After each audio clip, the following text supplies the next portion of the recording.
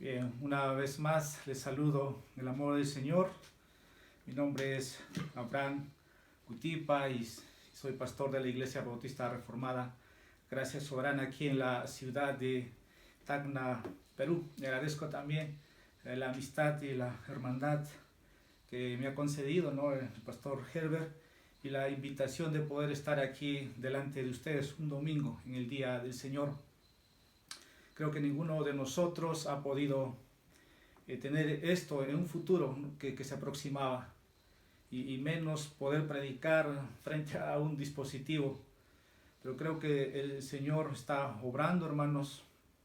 Nosotros también estamos en esta modalidad domingo tras domingo, y los miércoles que tenemos nuestro tiempo de oración.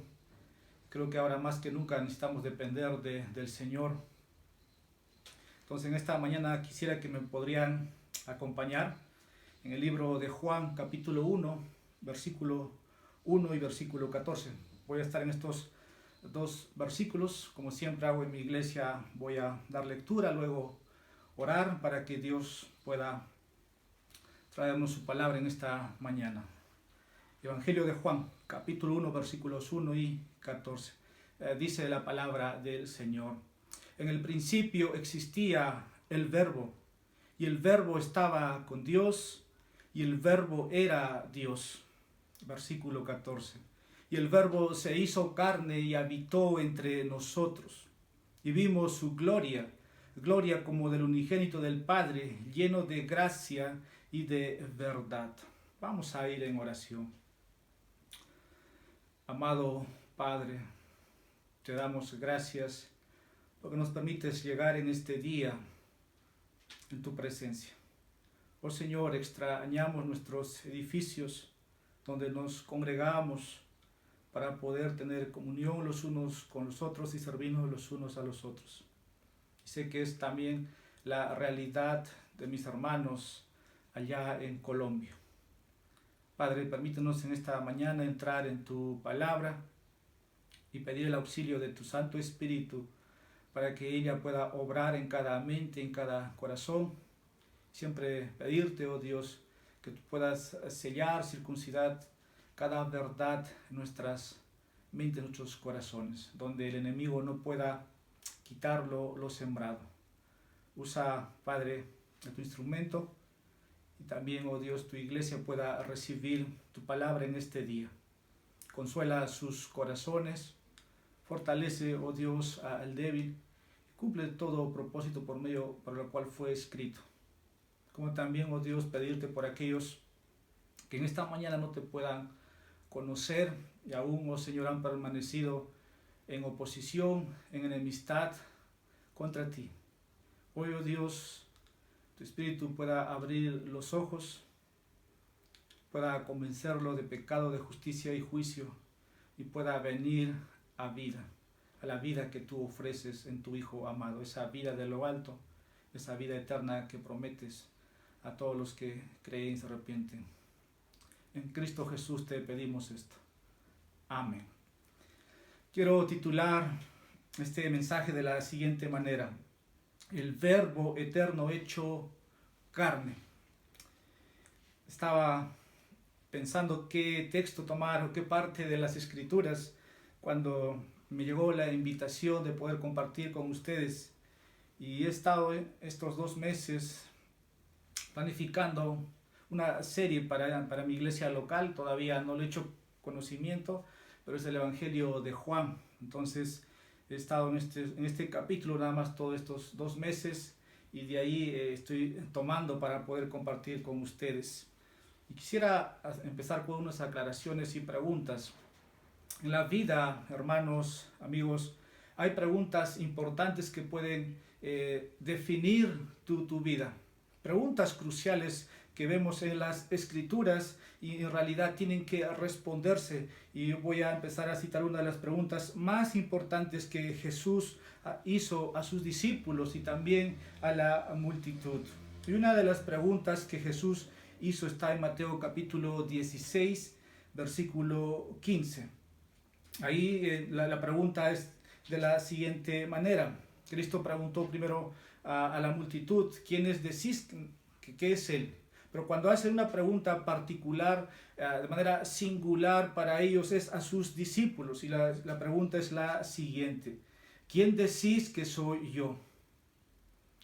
Muchas veces esta pregunta ha definido la eternidad de una persona. Pero para aquellos que somos discípulos, para aquellos que somos hijos de Dios, es porque Dios nos ha abierto los ojos. Entonces ahí usted tiene la respuesta que da Pedro. Pero esta es una pregunta muy crucial que determinaría a una persona su destino. Y viendo en el Evangelio de Juan, Juan va a poner en claro quién es Jesucristo, quién es el verbo aquí. Y nada más que es la persona de Jesucristo, porque versículo 14 nos va a decir que el verbo se hizo carne, o que el logos se hizo carne. Pero esta pregunta que está aquí en Mateo capítulo 16, versículo 15, una vez más todos tienen que responder. Tal vez cuando hacemos evangelismo, lo que buscamos es poder de una u otra manera entrar a la persona de Jesús y decimos: para ti, ¿quién es Jesús? Porque el responder una respuesta correcta le permitirá entonces encontrar la vida que Jesús ofrece. Porque algunos pueden pensar que su destino estaba determinado por tener fe en Jesús. Y en realidad, cuando uno pregunta a las personas: ¿crees en Jesús? Y la respuesta es sí, y tienen una creencia universal, una creencia cerebral.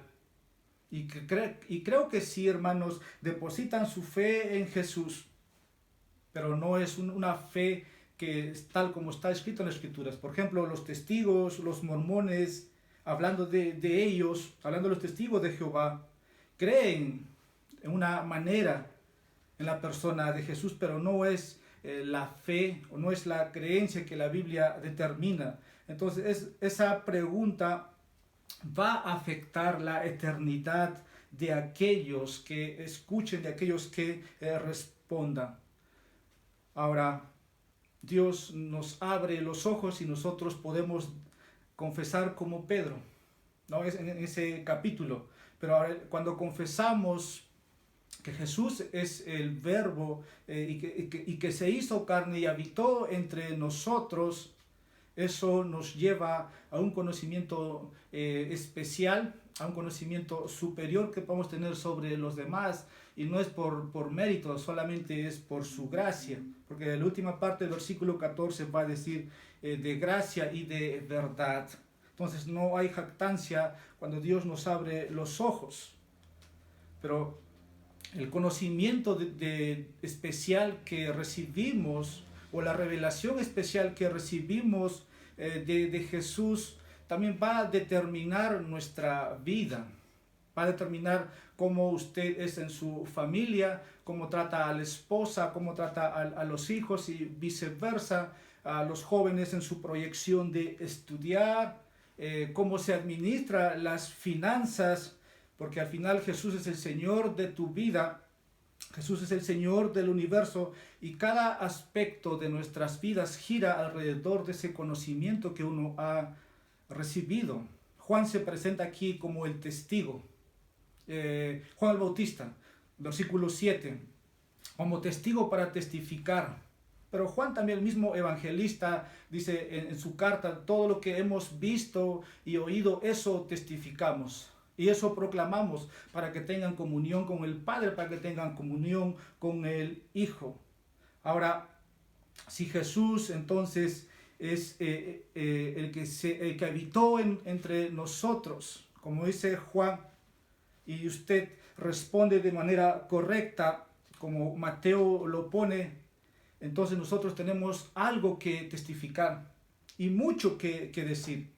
Y Juan presenta aquí, hablando de Jesús en el versículo 29, como el Cordero de Dios que quita el pecado del mundo. Y nosotros podemos empezar a testificar, podemos empezar a defender de nuestra creencia en Jesucristo, pero Juan ahí empieza a presentar como el Cordero de Dios que quita el pecado del mundo, como El versículo 34 va también a decir que él ha dado, lo que ha visto, dice, y ha dado testimonio de que este es el Hijo de Dios. Ahí Juan está afirmando la preexistencia de Jesús. Entonces, Juan responde a una pregunta crucial que también en un momento los apóstoles lo respondieron. Pero ustedes conocen la historia de Juan el Bautista. En un momento él es encarcelado por declarar el pecado de la multitud, pero sobre todo Juan empieza a preguntarse cuando está encarcelado por Herodías. Ese caso ahí, Juan está en la prisión. Yo creo que la pregunta que se hizo entonces, en un momento él pronunció que él era el Mesías, que él era el Cordero. Pero Juan está en la cárcel y ahora se pregunta, ¿por qué no liberarme Jesús el Mesías? Si Él es el Hijo de Dios, si yo soy su mensajero, ¿por qué Jesús no abre estas puertas de la prisión y me saca? Yo creo que como Juan también tenía sus discípulos empezaron a orar por él y Juan estaría orando, pero no llegaría ese momento de liberación. Y sabemos por escrituras, Juan es decapitado. Tener un conocimiento de quién es Jesús, a veces siempre va a pasar como Juan, que unas veces podemos ser liberados, como los salmistas pedían liberación, pero en el caso de Juan, la experiencia de él es que él fue decapitado. Ahora, ¿por qué estoy introduciéndome de esta manera? Podemos estar dentro de la voluntad de Dios. Podemos tener el conocimiento que Juan tuvo de quién es Jesús. Usted puede conocer a su Salvador como Jesús, como Juan conocía de Jesús. En un momento Juan envía a sus discípulos a preguntar si él era quien iba a venir, si él era quien iba a restaurar, iba a traer liberación a Israel. Mateo capítulo 11, versículo 3, dice de la siguiente manera: ¿eres tú el que ha de venir o esperamos a otro? Juan, ¿acaso estás cambiando tu mensaje? Tú presentaste a Jesús como el Cordero de Dios que quita el pecado del mundo. Tú lo presentaste como el Hijo de Dios. Ahora empiezas a preguntarte, ¿eres tú el que ha de venir?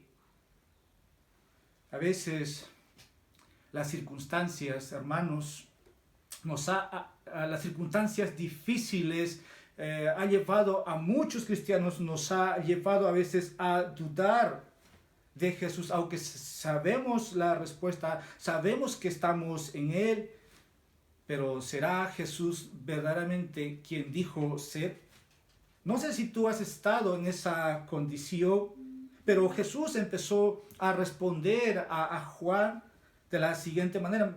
Mateo capítulo 11, versículos 4 y hasta el versículo 6, dice, Jesús envió una respuesta clara para Juan. Y respondiendo Jesús le dijo, id y contad a Juan lo que oís y veis. Los ciegos reciben la vista y los cojos andan, los leprosos quedan limpios, los sordos oyen, los muertos son resucitados y a los pobres les anuncia el evangelio. Y bienaventurado es el que no se escandaliza de mí. Y creo que Juan se estaba escandalizando. Esto lo digo porque las circunstancias difíciles va a llevar a uno. En otro momento voy a un poco ilustrar lo que quiero decir. Juan nos hace a veces pensar en nuestra condición que podamos estar. Juan perdió la cabeza, como dije un momento. Tenía el conocimiento de quién él era. Ahora, estas palabras que Jesús comunica para Juan, yo creo que la Escritura también lo pone en el libro de Isaías, el capítulo 35, ahí está registrado.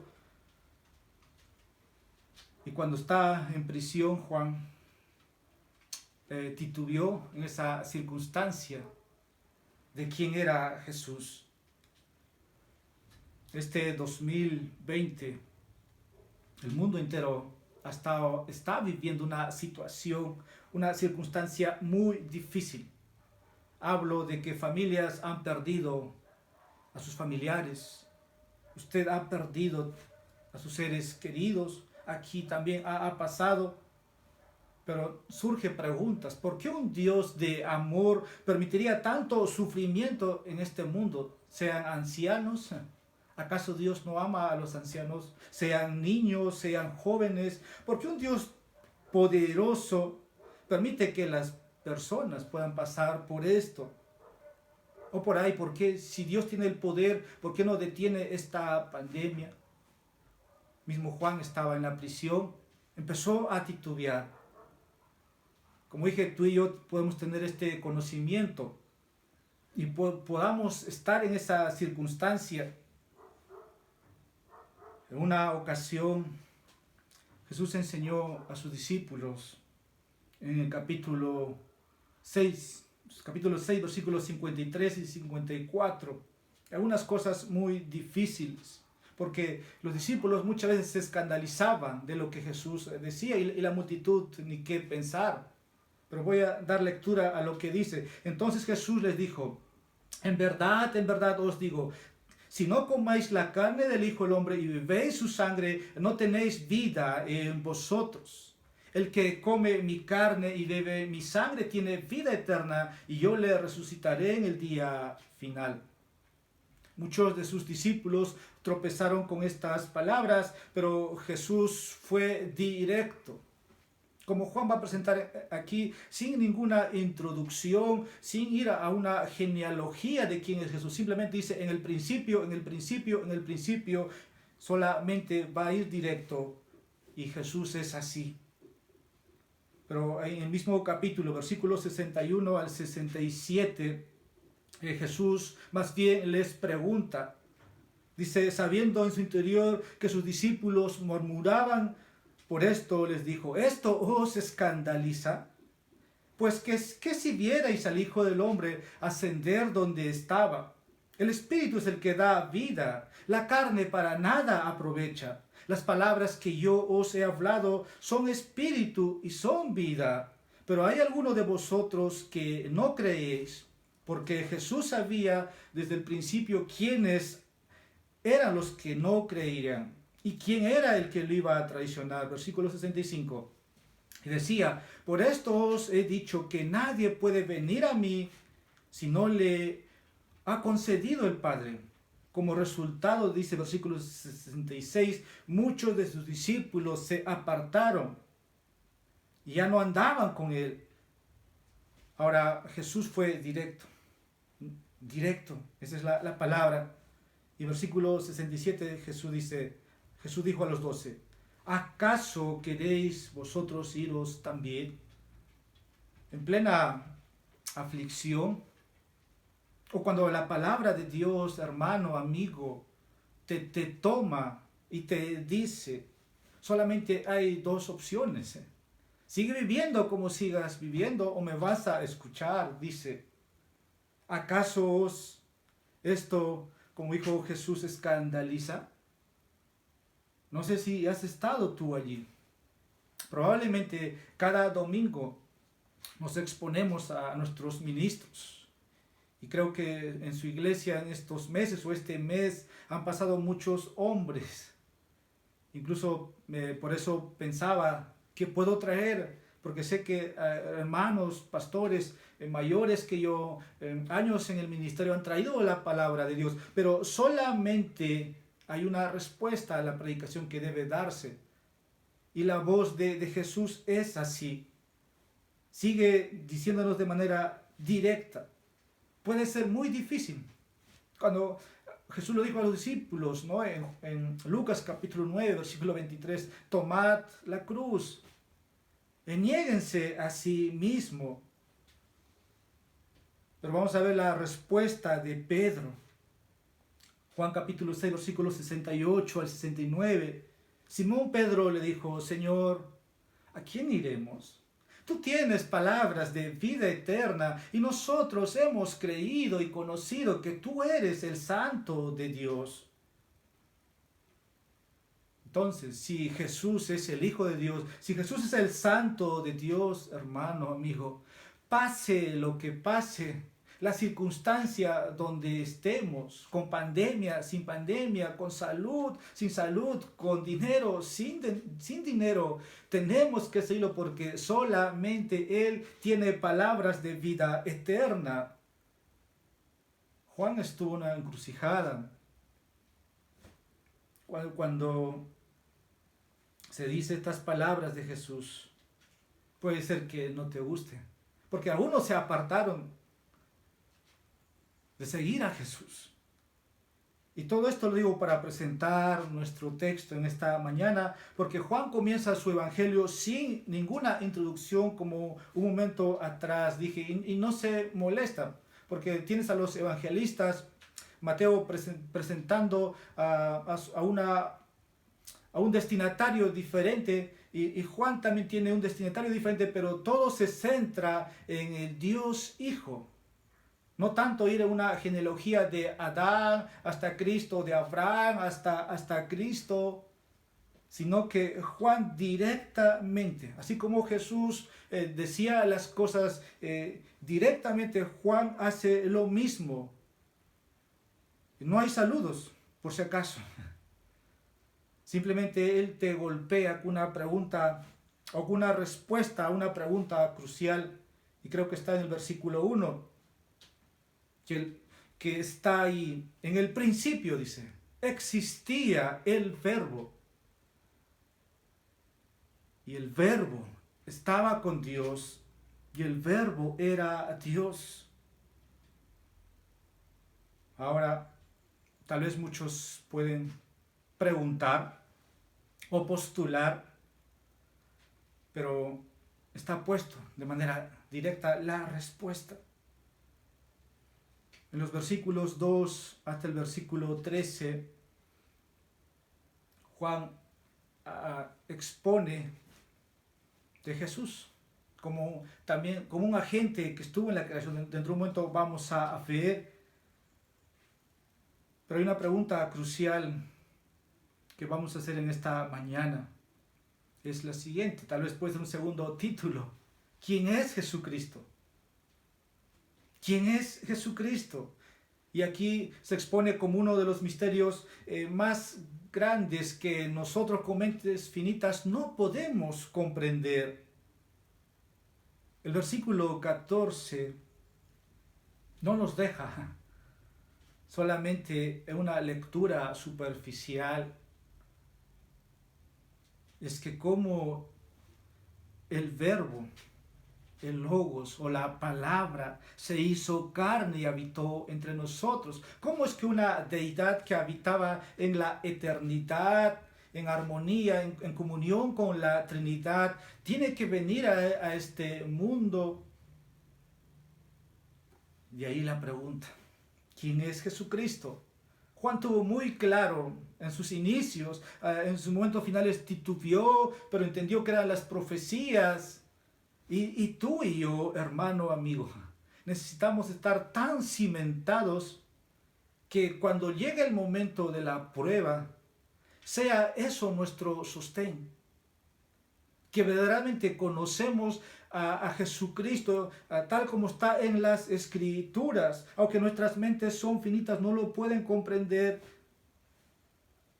así como no comprendemos la salvación que hemos recibido. Solamente sé que creímos un día, pero era la gracia de Dios operando a mi favor desde la eternidad. Entonces dice el versículo 14, y el verbo se hizo carne y habitó entre nosotros y vimos su gloria. Gloria como el unigénito del Padre, lleno de gracia y de verdad. El verbo eterno, el creador todopoderoso, dice, tomó carne humana. Y a veces estos pasajes se toman en Navidad, ¿no? A veces muchos pastores vienen a este pasaje para hablar del nacimiento de Jesús, solamente el hecho de que se hizo carne. Pero Juan escribe este evangelio para presentar la gloria, ¿no? La revelación de Jesucristo. Porque las señales que va a empezar Jesús a hacer en esta carta es poder revelar la gloria del Padre en su Hijo. Pero también, como dice, uno de los propósitos del libro está en el capítulo 20, versículo 31, que está más claro para cada uno de nosotros. Dice, para que creáis que Jesús es el Cristo, el Hijo de Dios, y para que creyendo tengáis vida en su nombre. Entonces Juan escribe su evangelio para presentar la gloria de esta persona única en Jesucristo. Quiero tomar a dos autores en lo que dicen respecto a este punto que estoy llevando. Dice, cuando llegamos a esta parte, William Barclay, un comentarista, dice, cuando llegamos a esta parte del Evangelio de Juan, él escribió lo siguiente: puedes elegir creer lo que quieras acerca de Jesucristo, pero esta única cosa no puedes negar. Juan afirma que Jesucristo es Dios y que Dios vino a esta tierra en la persona de Jesucristo para ofrecer la gracia de Dios a los pecadores. Juan fue testigo de esa realidad. Juan afirma que fue testigo ocular del hecho de que Jesucristo estaba aquí y que Jesucristo era Dios. Ahora pregunta, ¿qué hace, dice, con eso William Barclay? ¿Qué haces con el testimonio de Pedro, que también afirmó solamente que él era el Hijo de Dios? Con Santiago, con Pablo, mismo Juan aquí, el evangelista, y el testimonio de miles de cristianos, personas en el mundo que han experimentado la gracia de Dios. Dice, ¿acaso se han inventado estas historias que están siendo relatadas? Simplemente Juan comunica que Jesucristo es Dios. Tomo esto porque creo que es consideración en el libro de Juan y debe ser presentado como dice otro comentarista, Campbell Morgan. Dice, esto está más allá de nuestra comprensión. Y es así, hermanos, que como criaturas finitas nos perdemos solamente en poder retroceder cómo es que esto ocurrió. Y el mensaje en esta mañana es simple, pero es tan profundo que creo que una serie no alcanzaría para decir todo lo que un predicador puede decir. Debido a que Jesucristo es el Dios eterno en carne humana, debemos confiar en Él como Salvador y seguirle como Señor. Quiero empezar con el versículo 1. Jesús va a hacer aquí tres afirmaciones. Primero, que Jesús es eterno. Que Jesús es eterno, porque en el versículo 14 está claro, porque hace alusión al versículo 1, el verbo. En el principio existía el verbo.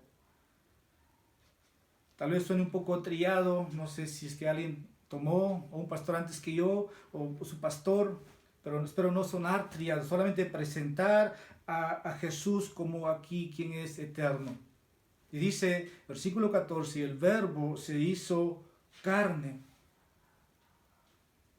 ¿Cómo es posible? Nos volvemos a preguntar. Cuando el versículo 1 dice, en el principio existía el verbo, esto inmediatamente, el principio nos lleva a la creación, ¿no? Génesis 1, versículo 1, usted conoce ese pasaje, cómo Dios creó los cielos y la tierra. Y estas afirmaciones no te dejan una oportunidad para que alguien se atreva a preguntar. Como dije, te golpean directamente. No es que aquí hay que debatir, ¿existe Dios? No te permite. En el principio existía, dice, el verbo. No nos da la opción si esto a mí me interesa, a ti te interesa, o puedes aceptarlo o no. dice en el principio. Eso a mí me encanta. A veces quisiéramos saber todas las respuestas, pero esta respuesta de quién es Dios está aquí. Y no da opción para que alguien pueda estar refutando, aunque muchos tienen tal atrevimiento. Ahora Juan quiere que veamos aquí que se está escribiendo sobre una nueva creación que se centra en el Verbo eterno, quien también es el creador, dice, de todas las cosas. Versículo 3, el mismo capítulo. Ahora, ¿cómo podemos pensar en esto? Algunos lo que han hecho es poder en su imaginación que había antes de la creación. Y creo que te pierdes en el espacio y creo que es algo tonto hacer eso. Porque hablamos de que todo tuvo un comienzo, pero el Verbo no tuvo un comienzo. Podemos ver también aquí que Jesús es la segunda persona de la Trinidad. La Trinidad está envuelta en la creación. Primeros versículos del primer libro de nuestras Biblias podemos tener allí. Dice un autor, Leon Morris, que el Verbo estaba con Dios. Él explica aquí la proposición con, dice, toda la existencia del Verbo estaba orientada hacia el Padre. Probablemente debamos entender de la proposición las dos ideas de acompañamiento y relación. Versículo 2 muestra, dice el autor, que no es un comentario casual, sino es uno de gran importancia. Juan establece la naturaleza eterna del Verbo como Dios, que tiene una conexión, dice este autor, más cercana posible con el Padre. No es, no es una idea, que tiene una conexión más cercana posible con el Padre. Cuando queremos venir a estudiar a veces o explicar respecto a la Trinidad, tenemos que tomar estos pasajes. Como dije, nuestras mentes finitas no pueden comprender la Trinidad. Y la Escritura es clara, ¿no?, que Dios existe en tres personas distintas. Y cada persona es completamente escritural. Se busca pasajes, pero en realidad vemos una orden, vemos una sujeción en la Trinidad. No es que son tres dioses diferentes, sino uno solo. Quiero seguir avanzando. Juan pone aquí que Jesús es Dios. En el primer versículo dice, el Verbo era Dios. ¿Habrá alguna duda de quién es Jesucristo? Nos hacemos esta pregunta aquí. Jesucristo es la deidad. Esto a través de su carta, a través de este evangelio lo pone en capítulo 1, versículo 1, capítulo 5, versículo 18. Capítulo 10, versículo 33, capítulo 20, versículo 28. El texto original literalmente dice, y Dios era el Verbo. Entonces, Jesús es Dios. Ahora, Juan no está simplemente diciendo que hay algo de divinidad en Jesús. Él está afirmando que Él es Dios y lo hace de manera muy enfática. Sé que hay sectas que tratan de dar otra personalidad, otra esencia al nombre de nuestro Señor Jesucristo, pero creo que no es mi tema hablar de ellos, pero tropiezan en poder definir quién es Jesucristo. Y nosotros tenemos que saber responder, ¿no? Como dice Juan, somos testigos. Hay muchas escrituras, ¿no? Como Juan a través, no solamente de esos versículos que he citado, pero creo que Juan capítulo 20, versículo 28 es muy esencial. Como al final del libro, ¿no? Eso está ahí, o como mismo Juan va a llevarlo en Apocalipsis, de cómo Juan tuvo la visión del Señor resucitado cuando él cae, dice, como muerto a sus pies. Y Jesús le dice, no temas, yo soy el primero y el último, y el que vive estuvo muerto, y aquí estoy vivo por los siglos de los siglos, y tengo las llaves de la muerte y del Hades. Entonces Jesús está siendo presentado aquí como el único Dios y verdadero. Y también podemos ver que Dios ha hablado en Jesús. Juan se refiere aquí como el verbo. Capaz usted ha leído muchos libros o se ha expuesto a predicadores y han tratado de poder exponer lo que estoy afirmando, pero como el verbo Jesús revela cómo es el Dios invisible. Tú y yo sabemos que Dios es espíritu. No lo podemos ver. No lo podemos ver. Pablo dice en 1 Timoteo capítulo 6, versículo 16, Él habita en luz inaccesible, a quien ningún hombre lo ha visto ni puede ver. Lo mismo Juan capítulo 1, versículo 18, nadie ha visto a Dios jamás, el unigénito de Dios. Ahora, como el verbo Jesús muestra nuestra responsabilidad hacia Dios. Hebreos 1, versículo 1 dice que Dios ha hablado. Como en el Antiguo Testamento Dios se comunicó, como ahora se comunica a nosotros. Entonces, si Dios nos ha hablado y Jesús es su verbo, ¿qué es lo que debemos hacer? ¿Nos vamos a escandalizar en una circunstancia como la de Juan? Nuestra respuesta debe ser, escuchemos y obedezcamos, y ahí nuestra responsabilidad. Por eso Juan capítulo 3, versículo 36 dice, el que cree en el Hijo tiene vida eterna, pero el que no obedece al Hijo no verá la vida, sino que la ira de Dios permanece sobre él. Entonces, ignorar la palabra de Dios, ignorar el mensaje del verbo, sería algo fatal. Y es una pregunta crucial, porque si Jesús es el Dios eterno, hay que seguirle. Como Señor, que eso va a ser la última parte de mi sermón, quiero pasar a mi segundo punto. El verbo se revela en el tiempo como Dios en carne humana. Esto me lleva ahora al versículo 14. Este es uno de los versículos más maravillosos, insondables que podemos tener en la Biblia. ¿Cómo puede Dios, que es espíritu, hacerse carne humana? ¿Cómo puede lo eterno, podemos preguntarnos, volverse temporal? ¿Cómo el Dios inmutable que nunca cambia, ahora está sujeto a cambios? ¿Cómo puede morir el inmortal como sustituto de nuestros pecados? ¿Cómo puede el hombre hecho carne estar en medio de nosotros, siendo el creador?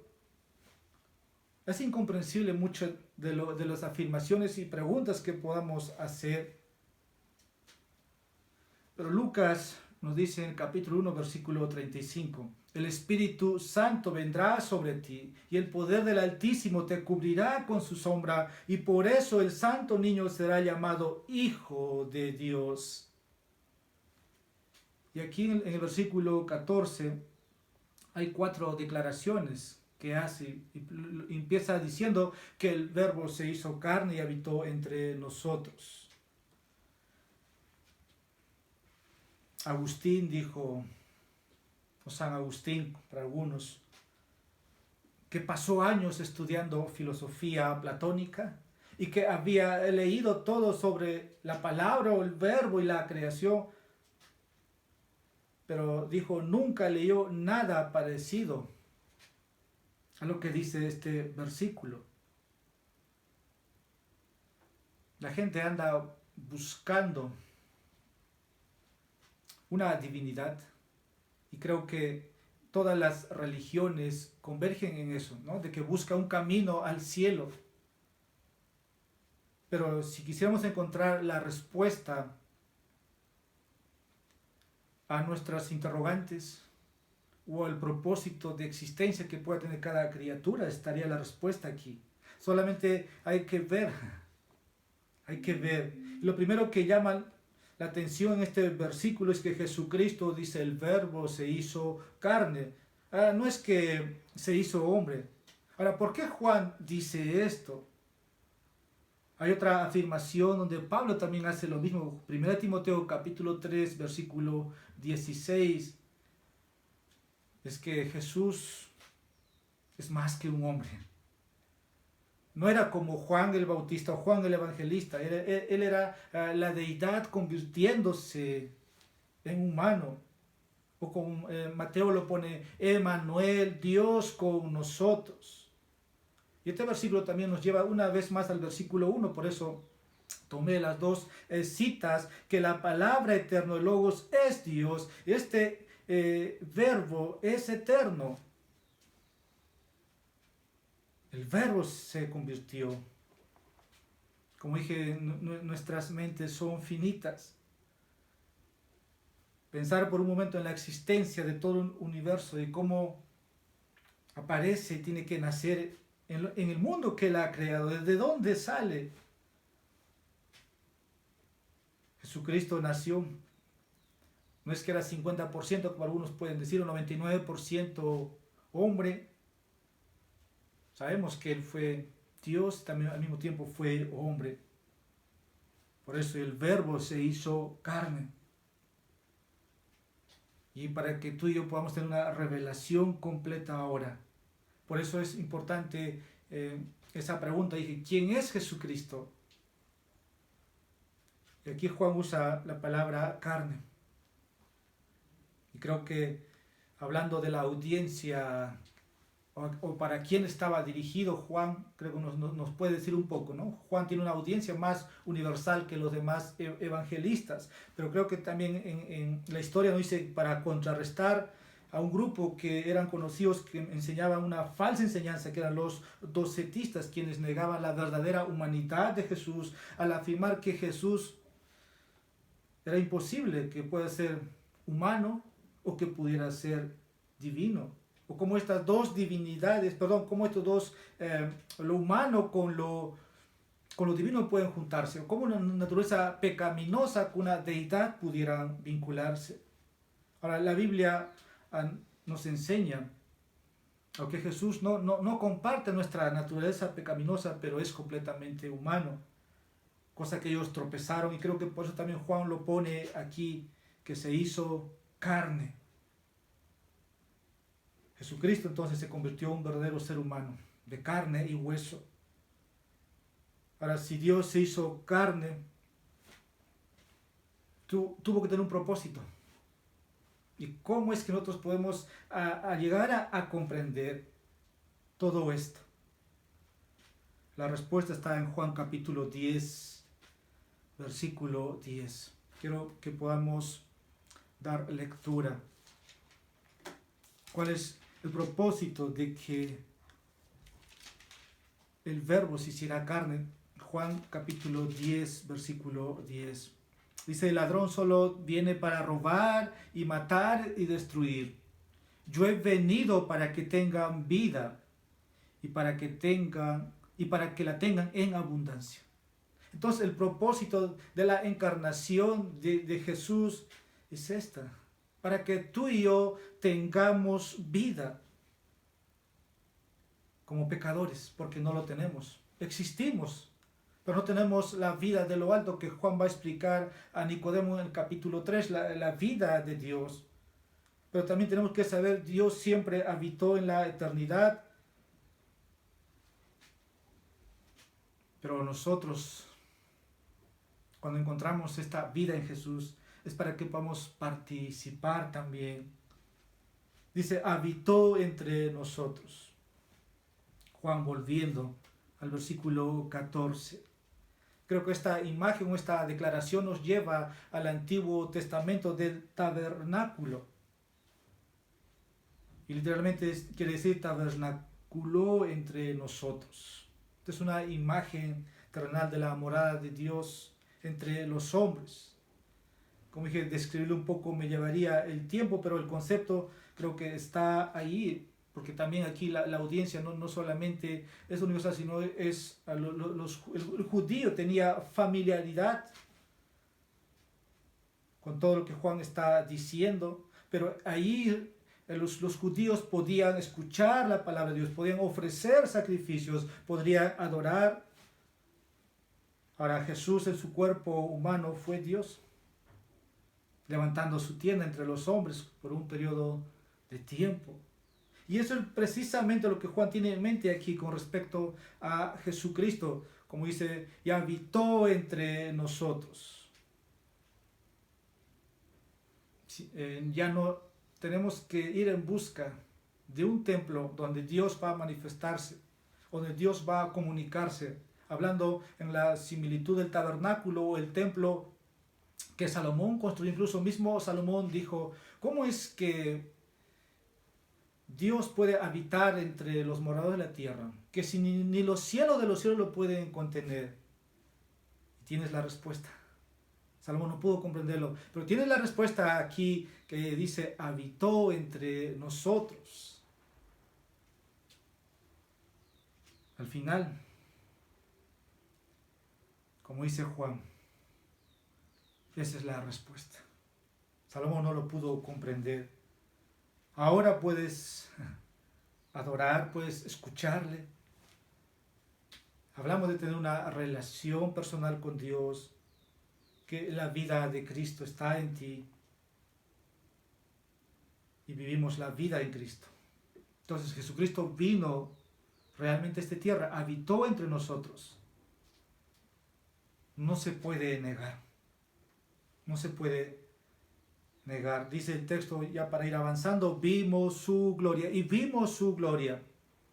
Y esa gloria aún sigue asociada con el tabernáculo. Éxodo capítulo 40, versículos 34 y 35, ¿no? O como Salomón dije, pues como la gloria llenaba el templo y como esa gloria en su momento se fue. Y Cabot, la gloria de Dios se fue. Pero ahora, dice, y vimos su gloria. ¿De qué manera se va a ver en este evangelio? Yo creo que en todas las señales, porque Juan no usa la palabra milagros, sino señales, y manifestó su gloria. ¿Y cómo? En la primera señal, Juan tiene 7 señales en este evangelio, y el primero es convirtiendo el agua en vino, y manifestó su gloria.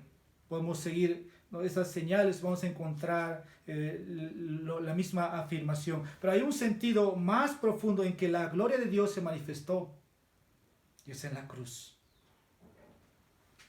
Jesús sabía quién iba a traicionarle, quiénes le iban a abandonar. Pero dice Juan capítulo 13, hermanos, versículo 31. Dice, ahora es glorificado el Hijo del Hombre, y Dios es glorificado en él. Antes de la crucifixión, Jesús estaba anunciando que esto iba a acontecer. Pero iba a llegar el momento de la glorificación.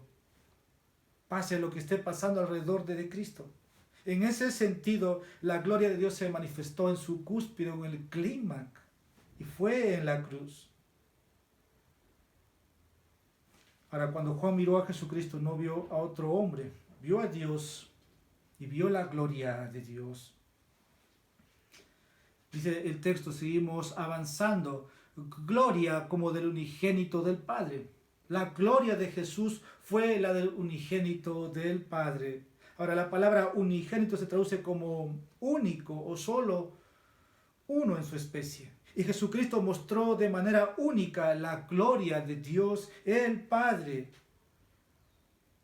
Juan capítulo 1 versículo 12 nos dice en cómo podemos llegar a ser hijos de Dios por la fe en Cristo. Pero no nos dice que vamos a ser como el Hijo.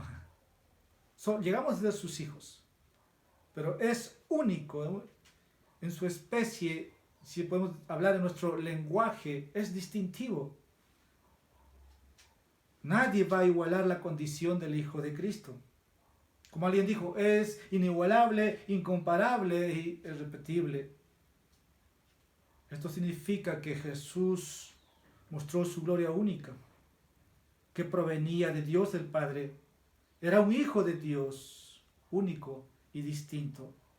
Y la palabra gloria se refiere al brillo a lo que pueda radiar y de allí que podamos tener esto.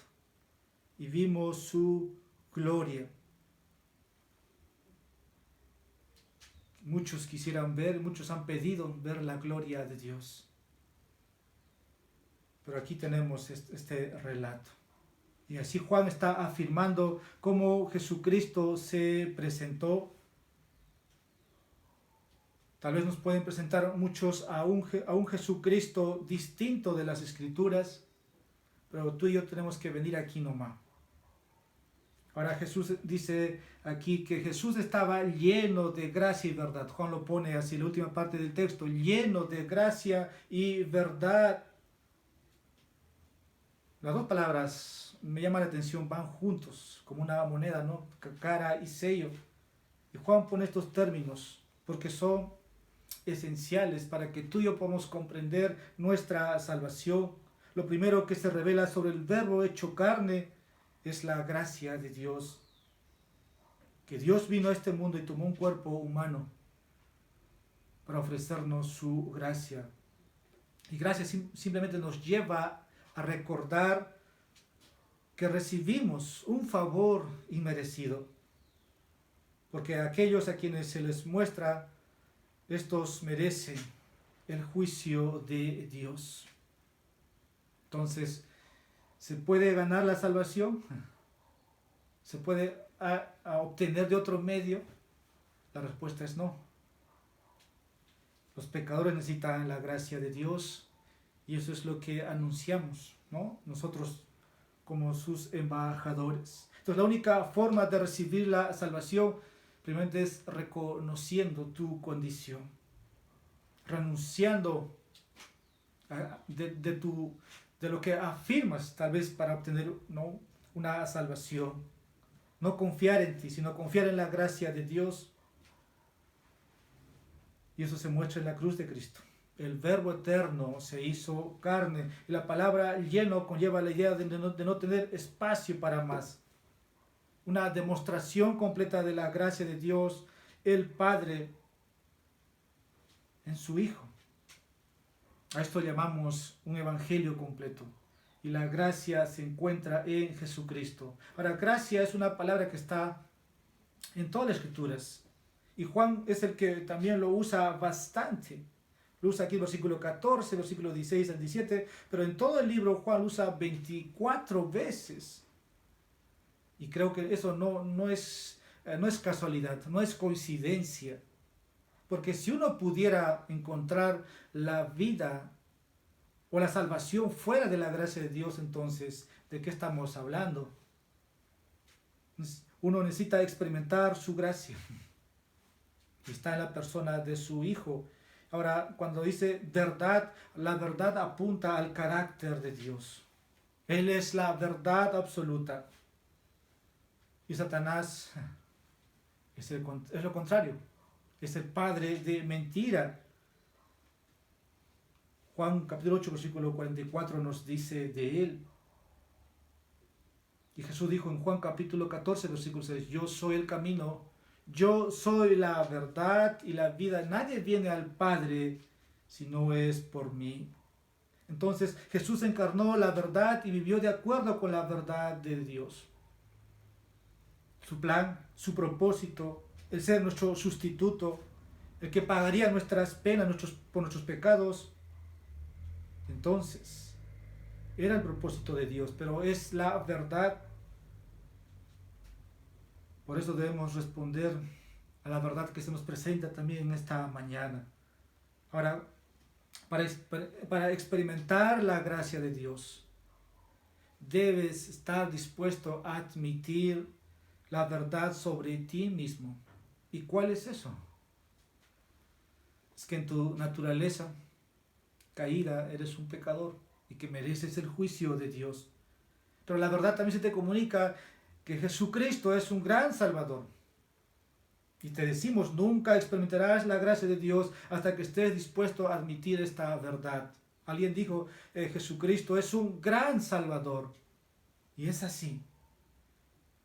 Ya para finalizar, este es mi tercer punto, nuestra respuesta al Verbo eterno hecho carne debe ser confiar en Él como Salvador y seguirlo como Señor. Repito, nuestra respuesta al Verbo eterno hecho carne debe ser confiar en Él como Salvador y seguirle como Salvador. Satanás sigue teniendo cegado a multitudes para que no vean, dice Pablo, la gloria de Dios. Pero cuando Dios abre los ojos, cuando el Evangelio es comunicado, cuando la gracia es ofertada según las Escrituras,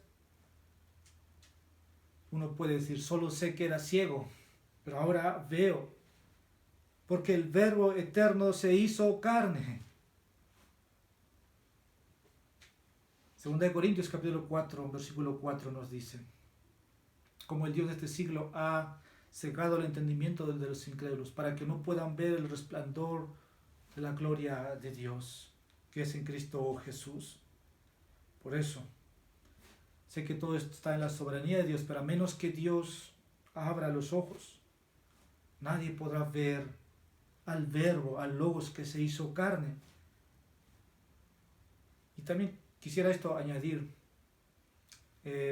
no suena contradictorio, pero todos tienen conocimiento de Dios.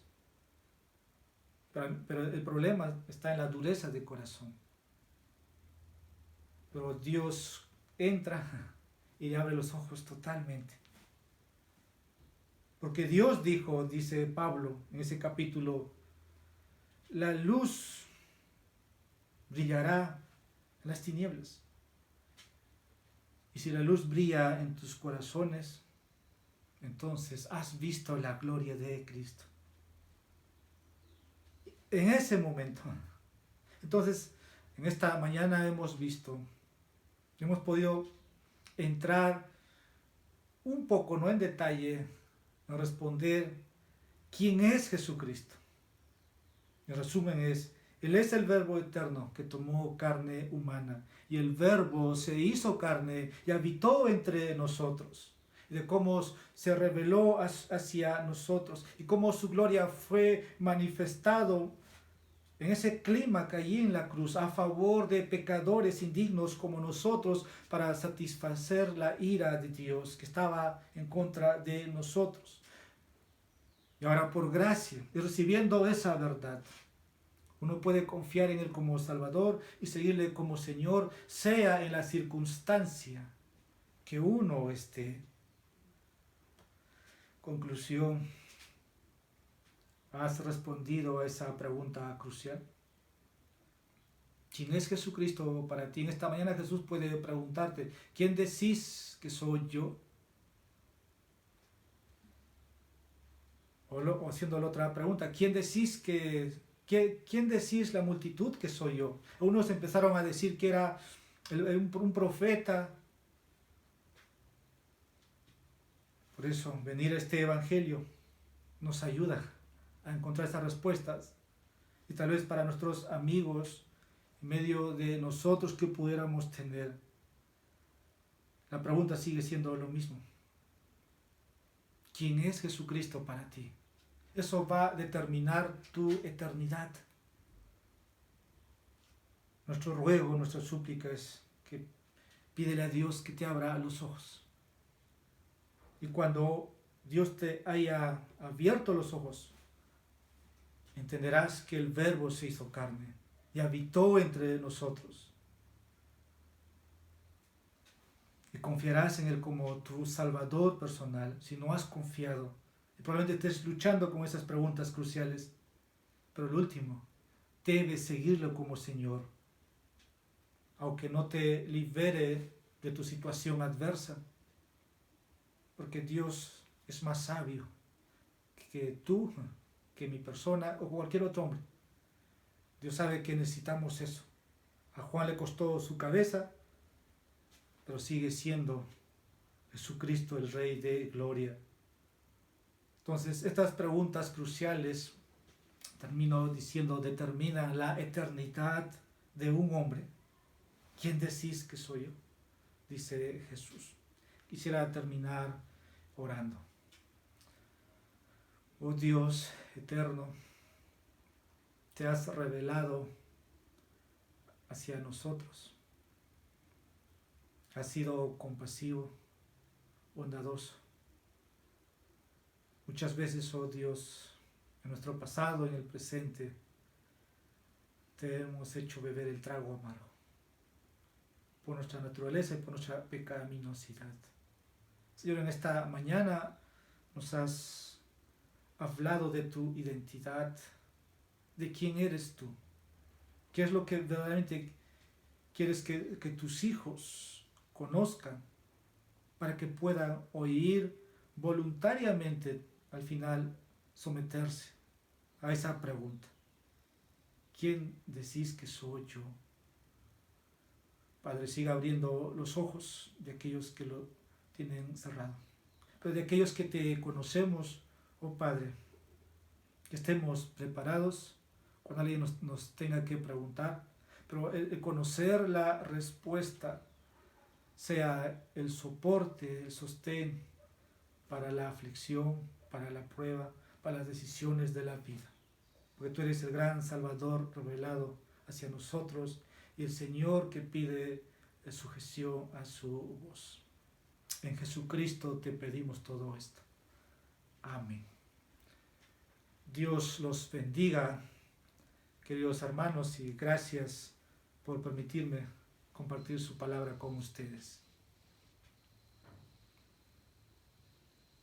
Pastor Abraham, Dios lo bendiga. Muchas gracias por ese sermón tan hermoso que nos llena de aliento, de ánimo, de ver el Evangelio allí. Muy bien, hermanos. Vamos a orar al Señor, pero antes vamos a entonar las Escrituras dicen en Efesios capítulo 1, versículo 3: bendito es el Dios y Padre de nuestro Señor Jesucristo. Vamos al himno 624.